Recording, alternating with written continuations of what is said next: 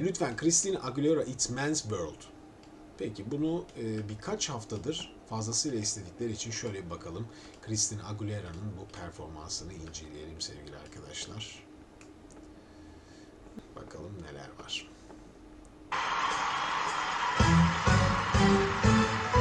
Evet, klasik bir şarkı, James Brown şarkısı.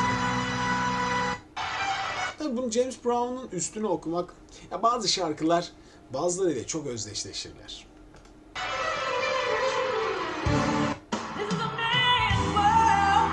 Tipik bir Christina Aguilera girişi. Yani o gırtlak sıkmalar fazlasıyla şarkının içinde var. Temiz bir entonasyon, tertemiz bir giriş. Gördüğünüz gibi ağız açıklığı ve o sesi alırken ki daha başladığı gibi diyafram ve kuvvet hemen yukarıda başlıyor. Hiç aramıyor yani. This is a man's world. Hep net.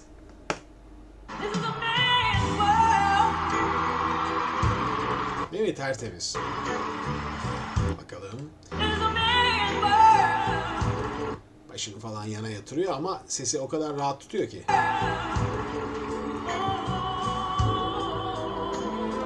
Biraz böyle gırtlağını sıkarak kullanıyor. Genel olarak bu şekilde kullanmaya çok alışkın.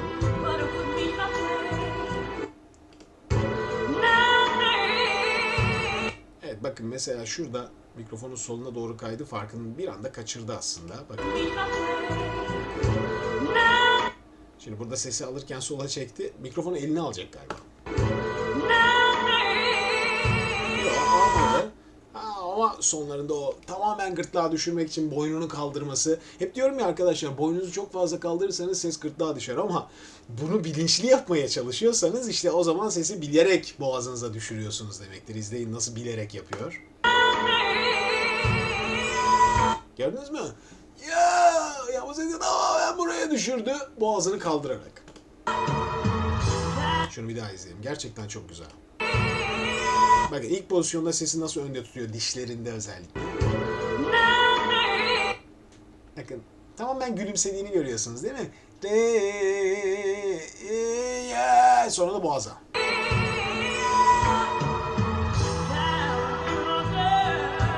Tamam, buralar standart orta pozisyon. Tamam. Geliyor. Sıka söylüyor şarkı. Yani bir James Brown'dan bunu dinlemek lazım ya. Bunu başka okuyor James Brown.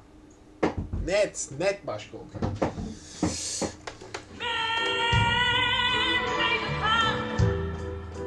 Yani tamamen gırtlak sıkarak sürekli.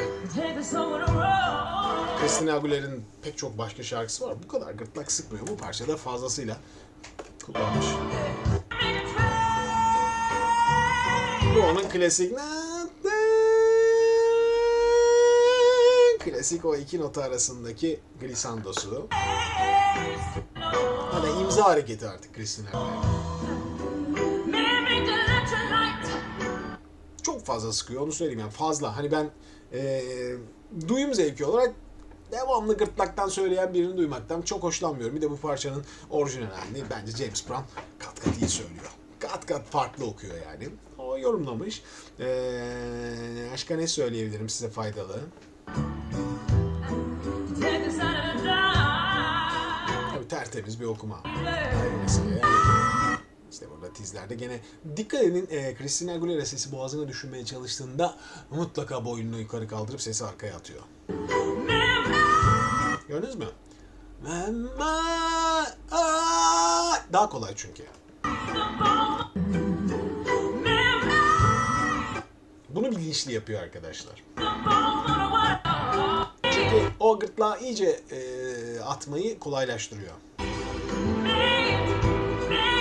Burada artistlik yapıyor. Zaten hep aynı seslerde gidiyor işte. Öne eğilip yukarı eğilip. Buraya gördüğünüz gibi boyun yukarıda. Şimdi bugüne kadar hep incelediğimiz şarkılarda boyun yukarıda yanlış yapıyor dedim. Boyun yukarıda ama yapmak istediğini yapıyor. Gördünüz mü? Gene yukarı kaldırdı ve sesi arka odaya attı.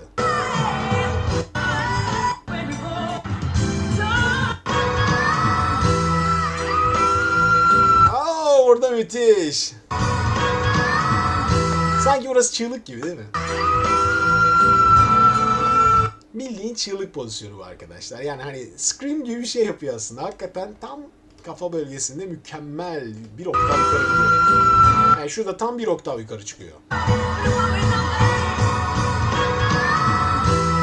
Şu tam aşağısı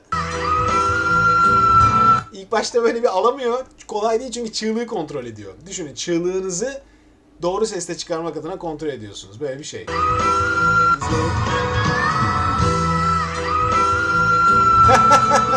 Tam bir oktav yukarı.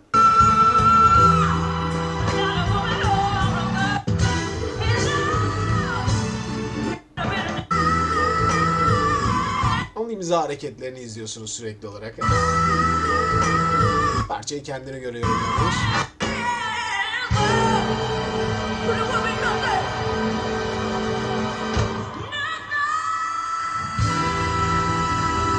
O gırtlak sıkarak sesi tertemiz tutması hakikaten imza.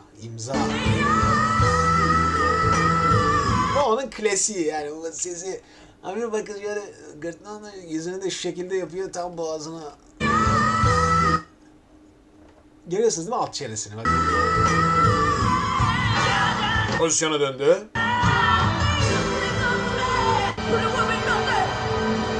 Yerde kalkmadı.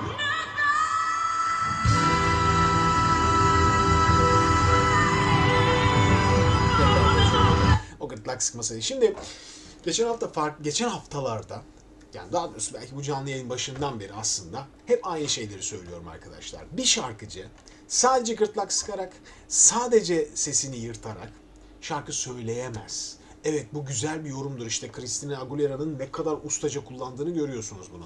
Canı istediği zaman gırtlağına düşürüyor. Canı istediği zaman tekrar pozisyonda topluyor. Yani tamamen gırtlakta şarkı söylenmez. Bu sizin sesiniz için çok tehlikelidir. Fakat böyle ara ara pozisyona git gel pozisyon. Ama şunu da söyleyeyim arkadaşlar. Christina Aguilera bu performanstan sonra sesinde kısılma başlar. Bu Allah'ın emri. Neden? Bu ses teli. Bu ses teli. Tertemiz kullanırsanız tertemiz gider. Ama arada böyle sıkmalar, gırtlağa basmalar, hışırdatmalar, bunları kullanıyorsanız bu ses hafif özellikle önce peslerden başlayarak hışırdamaya başlar ve kısılmaya başlar. Bu da kaçınılmaz. Yani Christina ile bu programdan sonra hani kuliste girseydik hep beraber, işte kaç kişiyiz şu an? 95 kişiyiz. Girseydik içeri, deseydik ki Christina ne haber? O da bize şöyle derdi. İyiyim, senden ne haber? Hafif pesleri kısılmış olurdu arkadaşlar.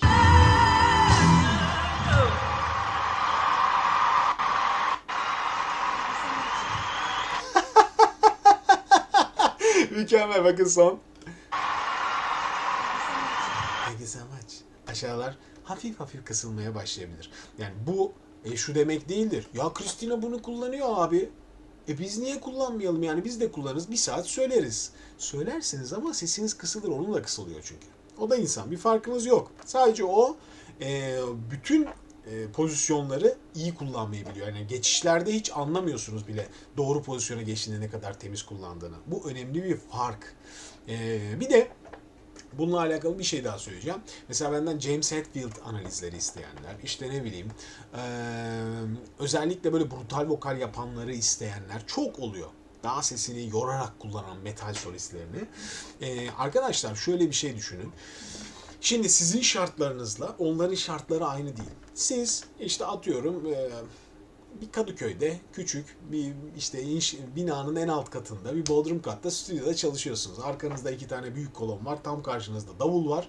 Herkes sesleri sürekli açarak saatlerce çalıp prova yapıyorsunuz. Ve hatta şöyledir, o prova başladığında volümler ortadadır.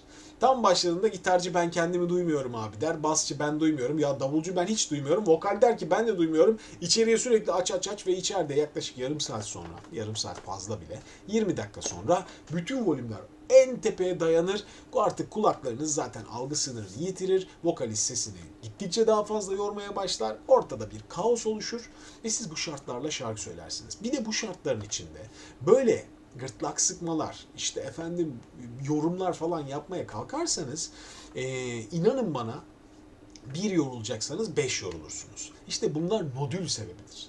Nodül yani ses tellerinizde hastalık oluşma sebebidir bunlar. Bu nedenle arkadaşlar öncelikle çalışma şartlarınızı kıyaslayın bu insanlarla. Yani ben nasıl çalışıyorum? Bir grupla çalışıyorum. Grupta ortalık birbirine giriyor. Ya grubunuza deyin ki arkadaşlar hepimiz volümlerimizi düşelim. Yani ben de insanım, sesim yorulacak. Ya bunu deyin ki bunu deseniz de pek çok grup bundan anlamayacaktır. Ha, farz edin biraz daha iyi oldu. Yani çalışma şartlarınızı iyi hale getirin. Sahnedesiniz, ne bileyim kolonları güzel önünüze dizin. Yani kendinizi duyun. Yoksa James Hetfield analizini isterseniz ben derim ki ya James böyle kullanmış. İşte Christina bak ne güzel boğazını böyle yapmış ama şartlar eşit değil. Yani siz bunu bu şekilde kullanırsanız sonucu onun gibi olmaz.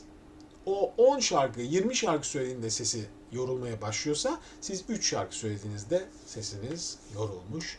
Aynı güçte belki daha fazla sesiniz yıpranmış olur. Arkadaşlar lütfen kıyaslamaları bunun üzerinden yapın hayatınızda. Asla unutmayın. Çalışma şartları bir müzisyenin bu teknikleri kullanmadaki en önemli kıyasıdır. En önemli altyapısıdır. Tamam? Zihninizde böyle olsun. Peki.